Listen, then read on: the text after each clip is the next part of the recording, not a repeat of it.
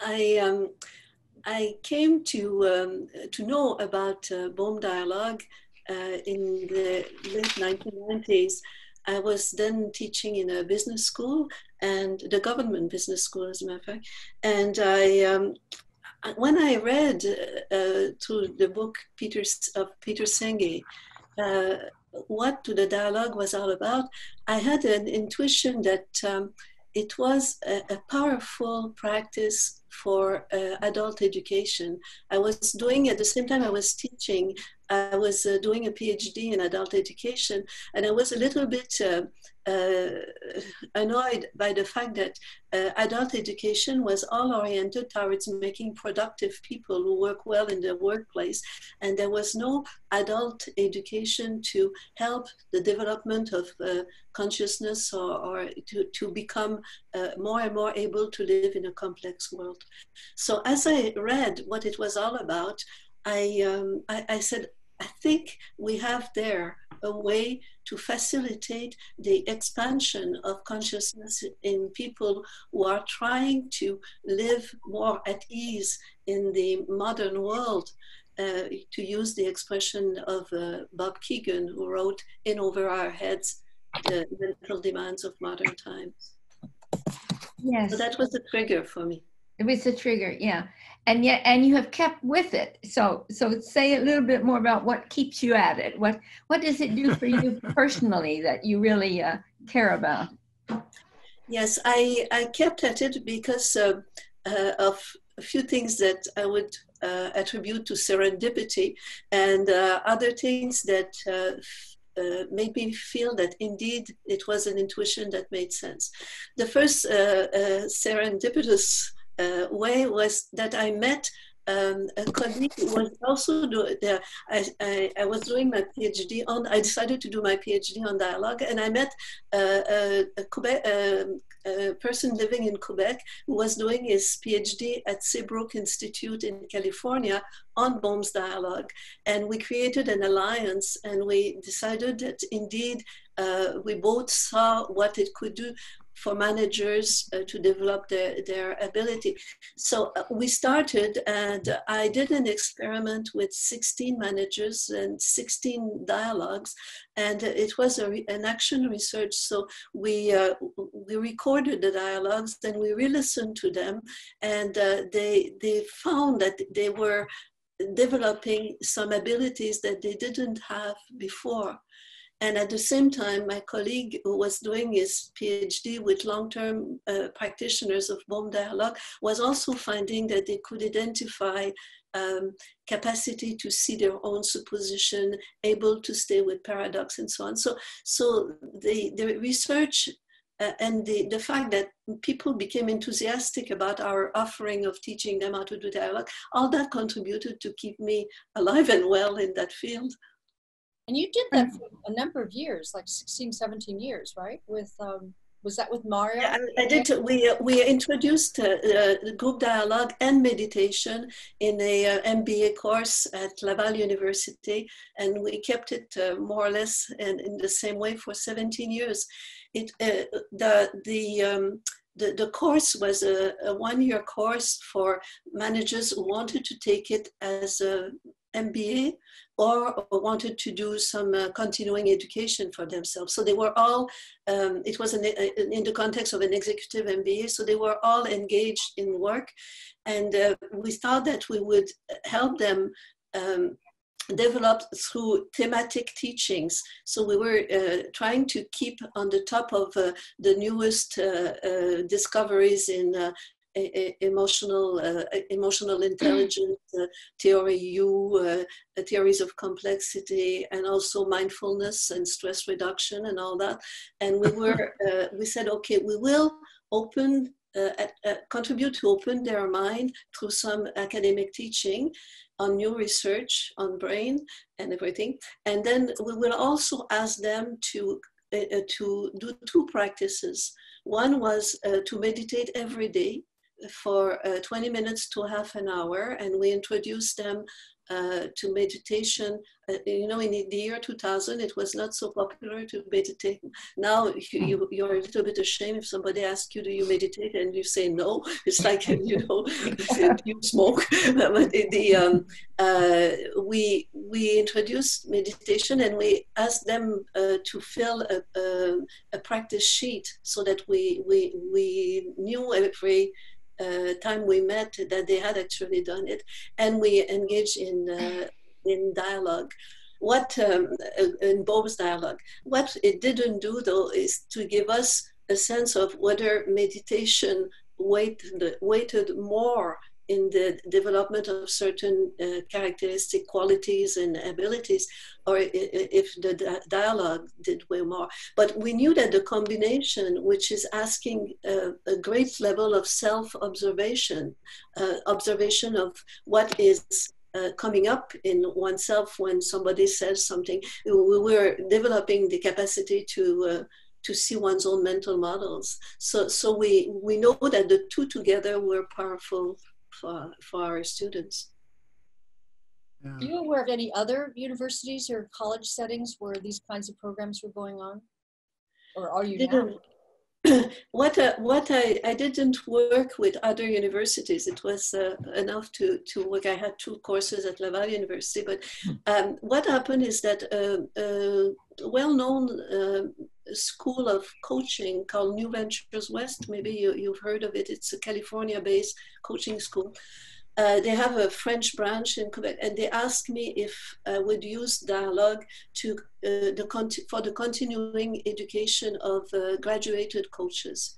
They thought that the way of entering dialogue that is presented by Bohm was an expansion on the more psychological way that we have to teach dialogue in a human relation field.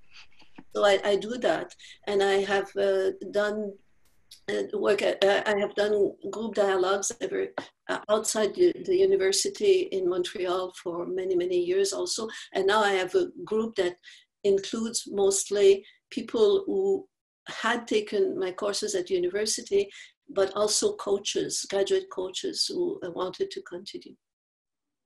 Yeah, I want to sort of get into the content a little bit, and I was so drawn to your six invitations, and what I was particularly liked about it was that for many of them you provided a sort of a personal experience out of from your own life or from others. So would you talk about those 6 and maybe give us an illustration to the extent that they come to mind for those 6 invitations?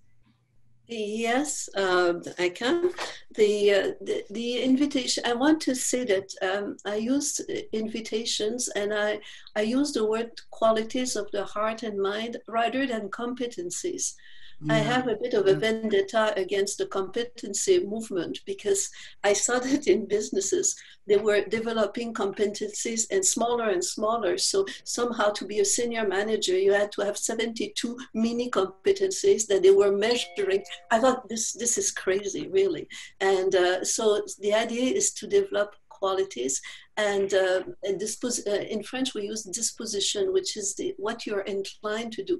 And the first one was accepting that we are related. And this acceptation that we're all related, I think we have a global lesson in that these days with the coronavirus, that indeed we are all related. But it was for me the first one to break the idea that these people are like me and they are the only ones that I will deal with.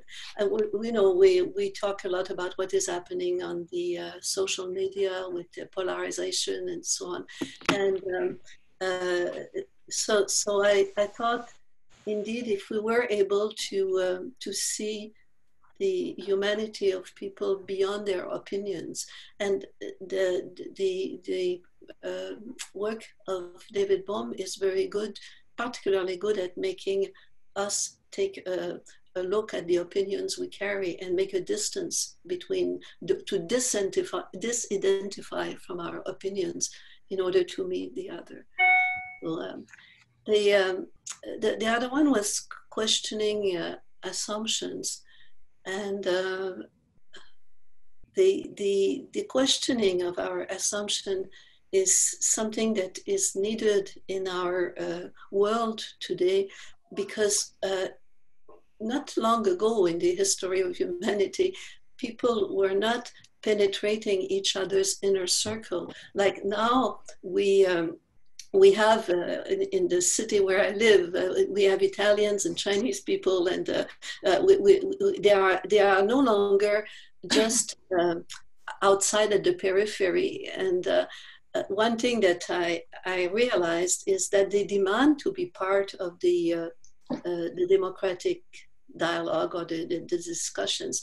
When I was young in Quebec City, which was a smaller town than Montreal, we had two Chinese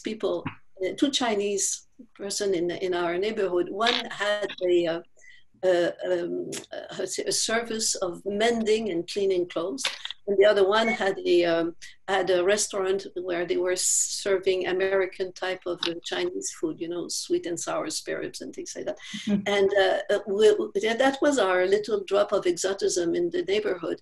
But nobody ever thought of asking them what they thought of us or what their opinion was. They were strangers without a voice. Now strangers have a voice, and that was very important that we open up to see our own collectively held assumptions, and the people who come from outside, they help us to not only look at individual assumptions, but those that we hold so tight as being our way of being. And so that was another one that questioning assumptions. And there is another one that is I have to remember them, to listen with your whole being. We have in French an expression, listening to the bones. It's like listening until you're penetrated to the core of yourself. And this is very different than listening from a perspective of active listening. Actually, it's more a passive listening in the sense that you open the field and you listen and listen until you really have a sense of the other. And and that was a method that I learned from the Diamond Heart approach, where you have monologues or people repeating questions, but you just hold the space so that the other one expresses himself or herself completely. And so I did include that in when I introduce people to dialogue, what it is to listen to the bones, to really be where the other is, which means that you mute your own presuppositions during the listening time. And when you were talking about that one in the book, you used a Carl Rogers quote, which I really liked, which is, "There is nothing this person has experienced that I cannot share with him or her. No fear I cannot understand, no suffering I cannot care for." It's just a lovely quote around listening with the whole being. Yes. And it reminds me of another quote that had an incredible impact on me when I was maybe about 14 years old. You know, I was in a college where we were doing classical studies. So we studied Terence, who was a dramaturge, was writing theater plays in Rome. And he said at one point, "I am human and nothing human is alien to me." And somehow I had the impression that I had read at that time a sentence that would have an impact for my whole life. I had the impression that I had discovered a very serious sentence. And this idea, I'm human and nothing human is alien to me, drove me first to study criminology. I worked in penitentiaries, then to study humanistic psychology. I became a Gestalt therapist, and this idea of understanding what it is to be human, shadow and light included, this opening was guided my life until now. And then another quote that you use, a Bohm quote, when you're talking about the invitation to question with warmth and curiosity, and I hope you will tell the story that you wrote about in there about the person who made assumptions that he wasn't valued in the group, because that was so wonderful. But the quote, which I really love and I've used myself over and over, is, "Dialogue cannot exist, however, in the absence of profound love for the world and for people. The naming of the world, which is an act of creation and recreation, is not possible if it is not infused with love. Love is at the same time the foundation of dialogue and dialogue itself." And that's such a lovely quote that you put in from him. Yes, yeah. One time I was holding a dialogue group, and there is a man who had he was a bit of a nervous type, but he had the following time tried to express something and had this experience that we've all had in Bohm dialogue, that you throw something in the middle and nobody builds on it. And he arrived already charged at the dialogue group, and there was a person who had actually said something in opposition to what he had said, but not at the very moment, later on. Anyhow, he saw this person as an enemy, and he started to observe him, and he saw that the person was not greeting him and was still talking to others, and that somehow when the dialogue group started, he suggested that we bring back the topic of the week before, but it was not retained. Anyhow, he constructed a whole rejection story, a narrative that he believed in completely, and until he decided for himself that he will not come back to the dialogue group. So I had to deconstruct that, and I was helped by Argyris in this way of going down the ladder of inference that he had used to declare himself unsuited for the dialogue group.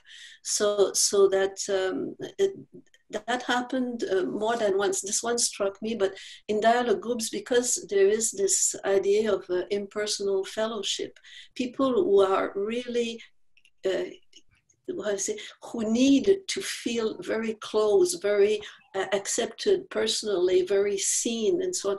It takes them a while to adjust to the fact that there is this distancing of between or this idea that emotions are thoughts, and that we are not there to be district nurses to somebody who is having an emotion. You see, they don't have the emotional charge that they are used to in T groups. So I have had to have private conversation with quite a few people in dialogue groups to make sure that they understand what this idea of impersonal fellowship is all about.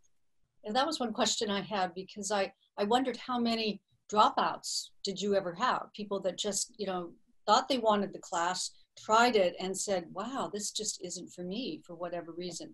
Did you have any of those, or were you able to work with them enough to have them see? And yeah, there are lots of reasons. In the course that I did with my colleague in Quebec, we didn't have dropouts. They stayed because we explained to them what it was all about and that we needed their commitment for the whole year.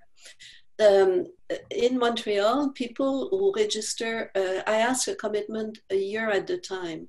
So if they register for September, I ask them to stay until July, until the end of June, and they do. They stay. Some come back year after year.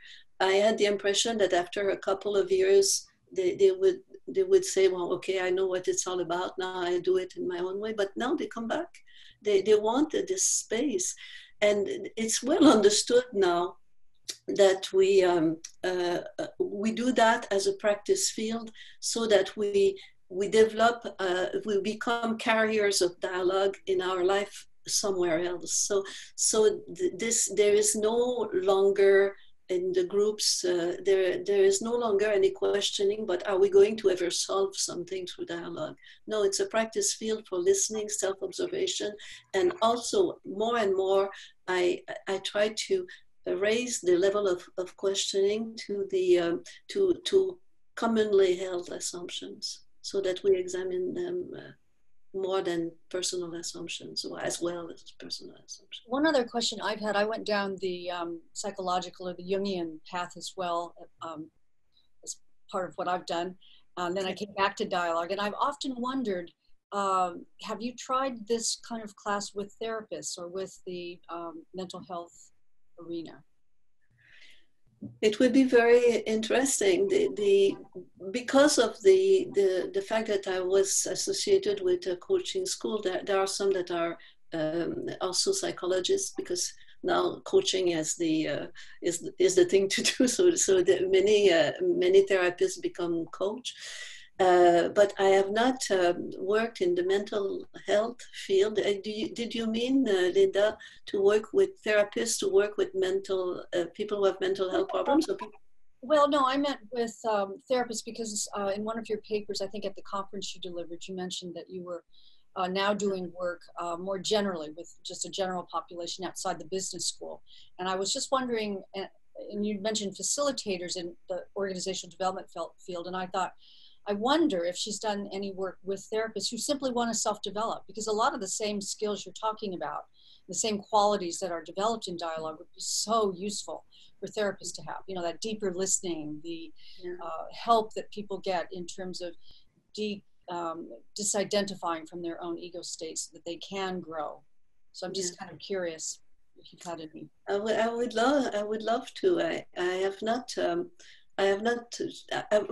One thing, yes, I would love to work with therapists, but I find it more useful so far to work with mixed professions together rather than just go and specialize with, but perhaps there is a place for that too. And why not with people who have mental health challenges, the patients themselves, there could be a place as well. Right. The one other question I was sitting on was, when I read through your paper from the conference, was it seemed almost like people who had developed a sense of post-conventional consciousness, they were the ones that really saw the value in your work. And they would probably be the ones that would want more of your work. Yes. So what about people who have not reached that stage? How have you been able to attract those into your group? What seems to be working? It attracts people who are at the conventional stages. Now, I make an assumption that people have dealt a bit with that literature on the development of consciousness. You know, the word used by Tarbert, achievers, for instance. But there are people who are in the passage from the conventional stages, the more two post-conventional stages. So that helps. Dialogue helps with the passage. But if they are too far behind in terms, because it's a hierarchy, let's not cheat on that. It's a hierarchy not on personal qualities of the heart, but it's a hierarchy of complexity. It doesn't make sense to have dialogue in the Bohm way with people who are in the very traditionalist mindset, who see authority as coming from outside and who value obedience, and so that they could have very lovely dialogue within their own community. They have what I call the ronron dialogue, the dialogue where you don't question assumptions, but you're together. This type of dialogue is only to reassert your togetherness. That you can have, but a dialogue where you would be questioned is very difficult for them.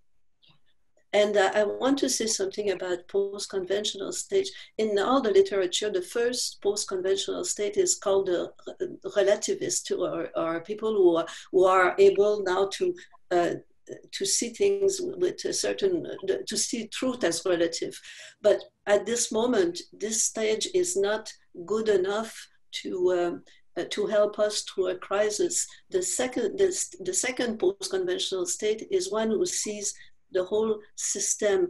And I'll give you an example of what is happening in Quebec. The baby boomers are not obedient to the government rules of stay home. The baby boomers are many baby boomers, educated baby boomers, are relativists. So everybody's truth is a good truth. And now we have to call upon obedience. And it's quite interesting to see that teenagers and baby boomers are the difficult ones. But at a certain stage of post-conventional way, you see that the system needs sometimes the system needs that we become more conventional or traditionalist. At other times, it needs that we break a truth and so on. So this is my hope that the work with Boehm's dialogue bring us to that level that is called sometimes strategist or holistic, or where we can use whatever language and level that is needed at the time. And yeah, I'd rather go that way rather than trying to make things more simple, like you pointed out. I mean, when people get very anxious and overwhelmed with the speed of change, I think that's why you titled your book as you did, Dialogue in the Age of Digital, or what is it, Dialogue? In a digital age. Yeah. People have a knee-jerk reaction. They want to go back. They want to go back to simpler times, but that's really not possible. So if we don't develop these skills, we're going to see even more of this sort of breaking apart, like we saw with Brexit, or like the American election election process. So I'm hopeful that your work is going to mushroom, because we need that. But you see, I see my work with people who are ready to be leaders or to have an influence in a complex world. But the qualities that I ask them to develop, these qualities can be transmitted by simply having the spirit of dialogue in oneself. There is no better way to learn how to dialogue than being in interaction with somebody who is profoundly good at dialogue, who has developed the dialogue abilities. Mm-hmm. I think I don't think it would be realistic to ask that a whole population understand the complexity of what we're living right now, but the kindness, the compassion, the capacity to listen, and so on, help people evolve a little bit. More, Carl Rogers said that the quality of listening helped more than any therapeutic technique. Let me ask this, maybe our final question, because we only have probably about 5 or 6 minutes. But I see a paradox in when I read your book. And that paradox is that Boehm's work, it seems to me, the intent is to end the fragmentation of society. And you've just been talking to some extent about that through this ability to talk together. And yet your work and Mario's, who you reference in the book, and Steve Goldersleeve and Walter, all of these people wind up saying, we don't see it helping management a whole lot in terms of what they do. We see it helping individuals develop themselves. And so that's an interesting paradox. You're seeing it as individual development, and you just spoke about that, the heart and the mind and so forth. And yet it seems to me Boehm's hope was much larger than that. Yeah. So can you speak to that for a moment? Yes, I have been dealing with that paradox.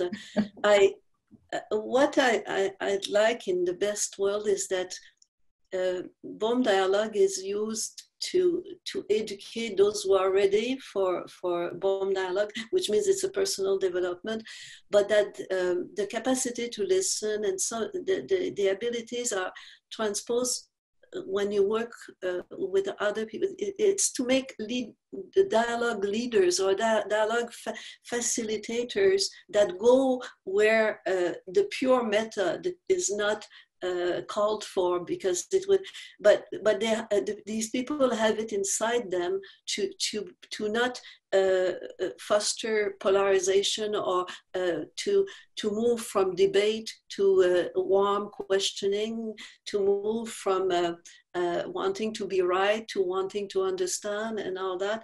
And that is enough of a medicine, I think, to help a society to evolve. But no, it's not for everybody. And Bohm was, from what I understand, a great intellectual who was navigating in intellectual circles, and it's very different. And you can perhaps change some scientists' way of thinking in Bohm dialogue, but you cannot change everybody's way of thinking. Yes, and you and others have tried it in companies, like Mariel says, you know, that if companies are focused on solving a problem and so forth, they're impatient about the dialogue. But I like your way of saying it, that it is indeed, it is not about everybody in the company starting to do dialogue. It is about the individuals in the company having the capacity to listen and to question with warmth, and so that it, in the end, it does seem to me it is an individual development process. Yes. And one thing that I really got was, it might not be happening just in one organization, but if you bring enough people together amongst many organizations, they'll go back and then model it within their organization. That's what I'm hearing you say, because it's more difficult to bring a number of people in an organization who already know each other. Right. We broke our nose with a bank and with a manufacturer that where the leader wanted to bring dialogue. It didn't work at all. Didn't work. Yeah, I find that. I love that phrase. It broke our noses. Okay. Well, unless you have something you want to say again, Nancy, I think we're about ready to move into our small groups. Do you have any other final? Well, I would say that Mary has proposed at least something for people to tentatively talk about. You don't have to stick to this, but let me read it, because I thought it was really helpful. She says, at this time of our history, how do you maintain your faith in human nature and in the power of dialogue to continuously develop yourself and the qualities of heart and mind that make you a facilitator of dialogue wherever you are? So I think that's worth the group saying a bit about. Good. All right. Well, what I'm going to do with that is suggest that we break into small groups and kind of hold that lightly as we move into that domain. Linda, yes. Linda, before you do that, Nancy, would you repeat that whole one more time so we hear it twice? Yeah, it's a lovely thing.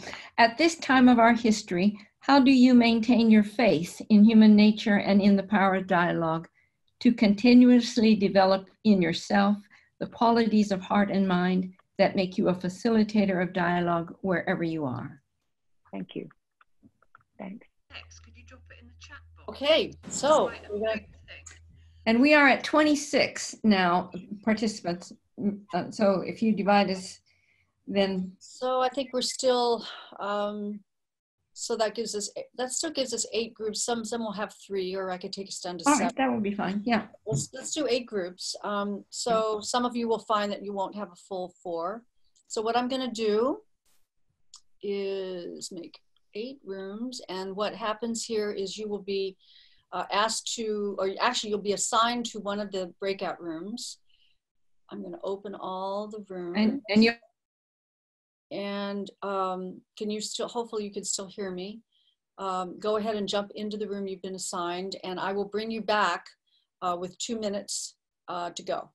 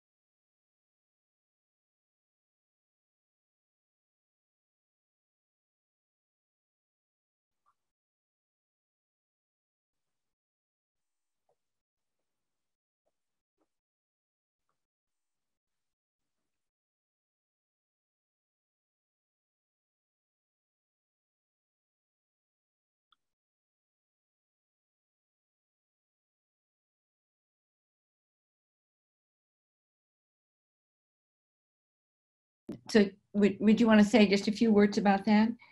Yes. You can read the book by Robert Keegan, In Over Our Heads, The Mental Demands of Modern Times. It's a very interesting book.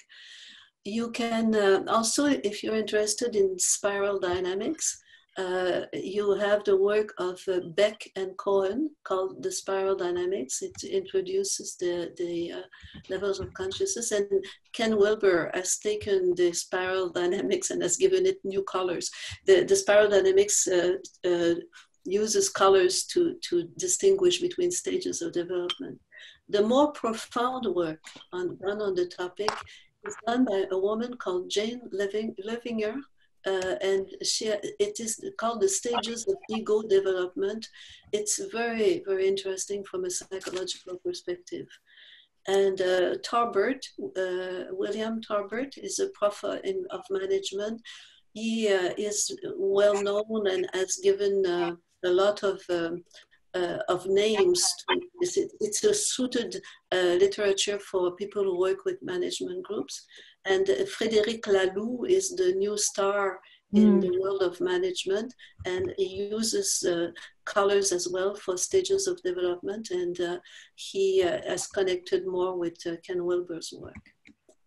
So these are references. Yes, and I just want to double on her recommendation for Frederick Laloux's book, and I'm trying to think. It's called Rethinking Organizations. Is that, am I remembering that right? It's Laloux's work, yes, Rethinking Organizations. Yeah, I have read that. It's become my Bible.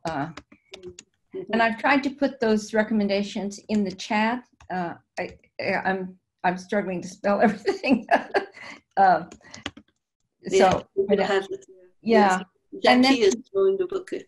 Yeah, and then one other, and then maybe you have some that you want to answer. But the other one that someone wanted you really to elaborate on the difference between active listening and listening to the bone. Yes, maybe I'll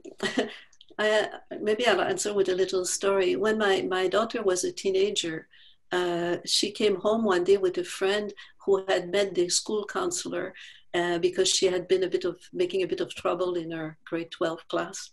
And she came home with my daughter and she said to me, "You're a therapist. I think the school counselor is crazy. Every time I see a sentence, she repeats the same sentence and asks it as an interrogation, or she changes a few words and repeat what I'm saying." She was using what is called a Rogerian technique. But she was not, and it's taught in active listening. And this active listening sometimes becomes a technique rather than simply an opening of the space to really hear the other. So this is why I make a difference, because I think as a substitute to really listening techniques have been taught in management, to therapists, to coaches, and so on. But what we need to cultivate to really listen is presence and opening the space for the other to be what he or she is. Beautiful, beautiful. Yeah. I found a question here from Lloyd Hansen to be interesting, Riev. To what extent does the difference between being, doing, and having showing up in your teaching? Being, doing, and having? Mm-hmm. Show up in your teaching. Mm-hmm. There is also, it's another thing that is often that is often differentiated in too simplistic a way. We can be doing from a state of being. It's not a question of saying, I do my meditation in the morning, then I am doing being. I mean, this is crazy. But the way, sometimes when we act from presence, when we act from an openness in ourselves, we can act, do something with somebody, but the state behind it is being, which means that there is more justness. The gesture and the word are more just or appropriate, if you want, because they come from a field of opening. So being and doing, some people think that they are obeying while they are doing, and some people are doing in a way that is unskillful. So I'm saying, yes, we need quiet times just to be in touch with ourselves, but we can carry that attitude in the doing. The having, I don't know how I connect that with that. Having is, for me, belongs to a different category, but of course, if we want to have a reason, if we want to have opinion, if we want to have something happen, if we are into having it our own way, we are not in dialogue. Or if we want to have a particular outcome, we are not really in dialogue. We are in persuasion if we want to have an outcome. So that would be the way I tackle having. So one of the questions was the role of forgiveness in dialogue. First of all, I would say to those who learn dialogue with me, forgive yourself for having judgments. We have judgments. This is not, we will not reach a state where we don't judge. And the question is, are we using simply discernment in order to understand better, or are we actually judging a person? It's very different. And people who try to practice the non-judgment, sometimes they throw discernment with the bathwater, and it's not a good idea. So I say, forgive yourself. You will have judgment. We are anatomically geared to judge our environment, or to scan our environment all the time to see, is it safe? Is it unsafe? Is it good? Is it not good? So we have that, but then we forgive ourselves, and then we take a little bit of distance in relation to what we have just judged. The forgiveness of others, I think it comes with the practice of dialogue, in the sense that as we learn how incredibly much we have constructed our mental models, how we are the product of social construction, of our life construction, how we are the product of the identity we have constructed over time, we can forgive more easily others who are prisoners of certain ways of viewing things, because they too are the product of their society and so on. So that's, for me, the great learning of dialogue has been that to not consider opinions as sacred. I was brought up in a family where my father was a very important and well-known opinion leader in where I lived, in Canada, in fact, and he valued men of strong opinions, and we were supposed to. If I were to be accomplished one day, I was supposed to have very strong opinions. So I had to deconstruct that, and life, with a few little punches, life taught me how to deconstruct that too. Teenagers are great. They can deconstruct. I'm remembering that I wrote down that when you were talking about inner dialogue in the book, and you wrote down this wonderful poem, or portion of a poem. I want to read it just because it has stuck with me. I am the child in Uganda, all skin and bones. Oh, yes. My legs as thin as bamboo sticks, and I am the arms merchant selling deadly weapons to Uganda. I am the 12-year-old girl refugee in a small boat who throws herself into the ocean after being raped by a sea pirate. And I am the pirate, my heart not yet capable of seeing and loving. Yes, isn't that wonderful? It's a poem by Thich Nhat Hanh. And if you know, Thich Nhat Hanh is a spiritual teacher of our times. It's wonderful. Yeah. Yeah, and it makes me think what you were saying, to forgive self, because we are both the pirate and we are the merchant, and we are all those things inside ourselves. Yeah, with the idea that we have all the seeds of all human behavior in us gives us a bit of humility, and indeed we are all that. Yeah, there is I quote also a poem by Neruda called "We Are Many."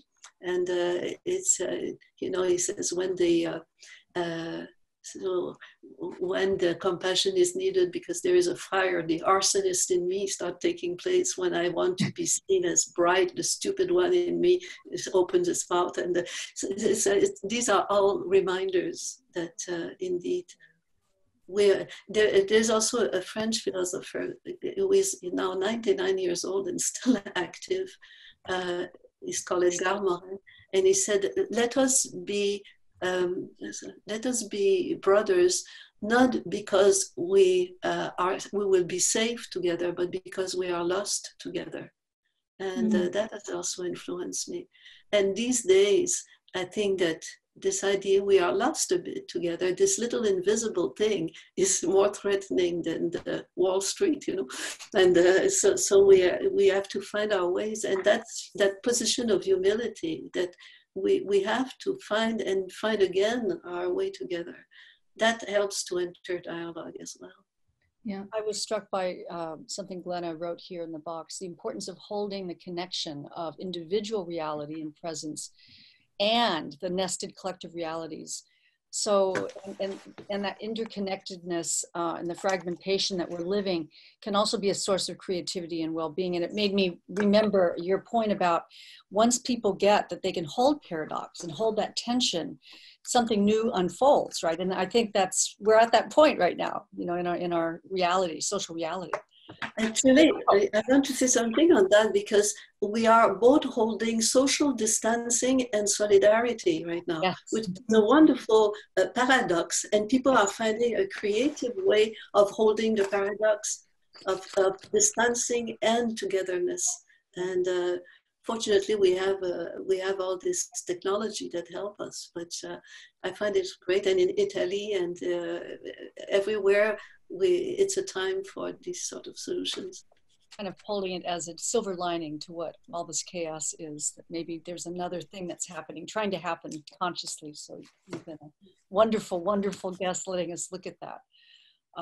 So we're just arriving at the time when we're going to have to wrap up, unless, Nancy, was there any burning questions? I just wondered if there was anything Mary wanted to say for a couple of minutes that we hadn't asked, or that you really wanted.